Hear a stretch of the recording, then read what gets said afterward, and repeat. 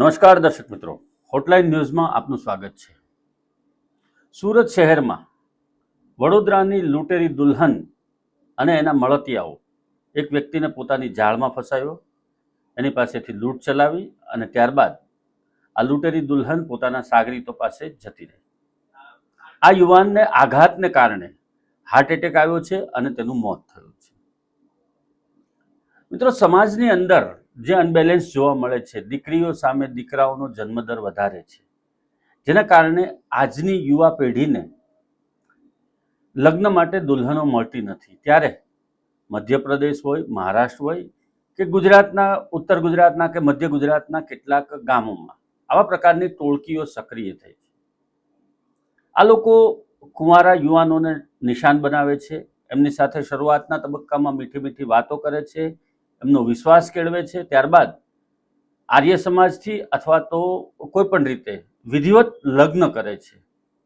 લગ્ન કર્યા પછી અઠવાડિયા 10 દિવસની અંદર એ લોકો પોતાનો કલર બતાવવાનું શરૂ કરે છે અને સિફતપૂર્વક આ યુવાનના ઘરમાં હાથ ફેરો કરી અને આવી લૂંટેરી દુલ્હનો ફરાર થઈ જાય છે. કેટલાક કિસ્સાઓમાં એવું પણ જોવા મળે છે કે આ લૂંટેરી દુલ્હનો દુલ્હાના પરિવારની સામે દહેજ સહિતના ઉત્પીડનના કેસ નોંધાવે છે અને એને હેરેસમેન્ટ કરે છે અને વધારે પૈસા પણ પડાવે છે. ઘણી વખત આવું પણ બને છે. આ લૂંટેરી દુલ્હનોની ચુંગાલમાંથી ફસવા માટે એનાથી બચવું હોય તમારે, એમાં ફસાતા બચવું હોય તમારે, તો એક જ વાત નક્કી રાખો કે અજાણ્યા વ્યક્તિ કે અજાણ્યા ગ્રુપ સાથે કોઈ પણ પ્રકારે તમારી માહિતી શેર કરો નહીં અને આવા કોઈ પણ ટોળકીઓનો શિકાર ન બનો એ માટે જાણીતા વ્યક્તિઓ હોય તો જ લગ્ન ગ્રંથિથી જોડાવાનો આગ્રહ રાખો. અન્યથા તમારા ખિસ્સા ખાલી થઈ જશે અને ઘર પણ ખાલી થઈ જશે. સુરતનો જે કિસ્સો બન્યો છે એની આપણે વાત કરીએ તો સુરત શહેરના વરાછા રોડ વિસ્તારમાં રહેતા 38 વર્ષીય યુવક, એને પત્ની 15 વર્ષ પૂર્વે એને છોડીને જતી રહી હતી. એથી આ 38 વર્ષીય યુવાન ડિપ્રેશનમાં આવી ગયો હતો. એને એક દીકરી પણ હતી. લૂંટેરી દુલ્હન મુસ્કાન અને મનીષ એને સંપર્ક થયો હતો વડોદરામાં અને 38 વર્ષીય પ્રકાશ હસમુખ પંડ્યાએ, જે હીરા ઘસવાનું કામ કરતો હતો, એણે લગ્ન કર્યા હતા.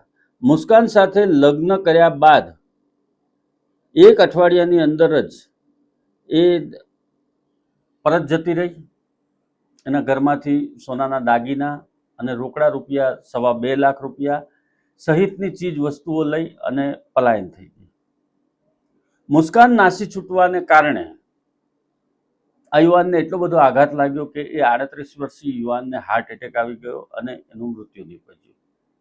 હાલમાં વરાછા પોલીસે આ સમગ્ર મામલે ગુનો દાખલ કર્યો છે અને મુસ્કાનના વિડીયો પણ સામે આવ્યા છે અને જે પ્રમાણેની વિગતો પોલીસ તપાસમાં બહાર આવી રહી છે એના પ્રમાણે જોતા એની સાથે એક આખી ટોળકી સંકળાયેલી છે અને એ તમામ લોકો આ જ કામ કરતા હોવાનું પોલીસનું માનવું છે. દર્શક મિત્રો, આ જે ઘટના બની છે એ આંખ ઉઘાડનારી ઘટના છે કે 38 વર્ષીય યુવાને જ્યારે લગ્ન કર્યા ત્યારે તેણે આંધળો વિશ્વાસ મૂકી અને આ મુસ્કાન નામની લૂંટેરી દુલ્હન સાથે લગ્ન કર્યા હતા અને એક જ સપ્તાહમાં એ પોતાનો રંગ બતાવી અને એનું ઘર લૂંટીને પલાયન થઈ ગઈ છે.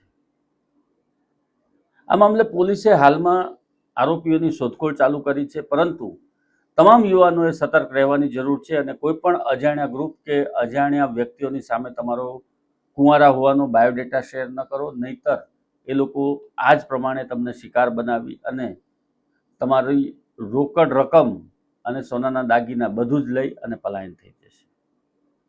ધન્યવાદ દર્શક. આવા પ્રકારના વિડીયો તમને જોવા ગમતા હોય તો હોટલાઇન ન્યૂઝ ચેનલને લાઇક, શેર અને સબસ્ક્રાઇબ કરો.